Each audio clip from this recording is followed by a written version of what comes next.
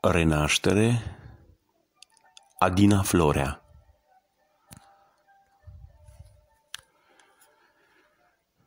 Sub înaltul cerului, la poarta misterului, încântatul cucului și la umbra nucului, într-o zi aleasă din dragoste țeasă, un fir de mătasă lucie și frumoasă, iute se măsoară, cu fir se împresoară, chiar de timpul zboară și clipa e ușoară.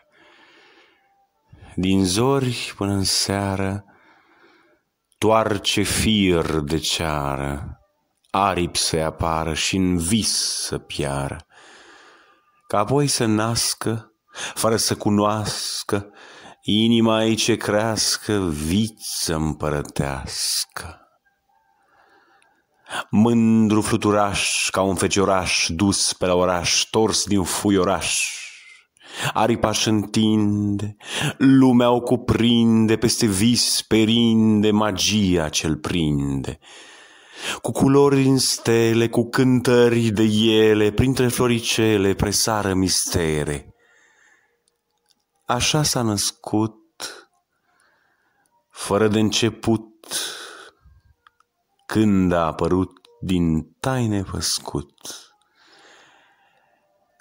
Peste flori coboară, dragostea împresoară, unde-i umbra rară peste largă vară. Și te prinde în zbor peste timp ușor, prin lumi călător, el nemuritor. Ați ascultat Renaștere de Adina Florea. Recitalul artistic aparține actorului Oliviu Cristian. Vă mulțumesc!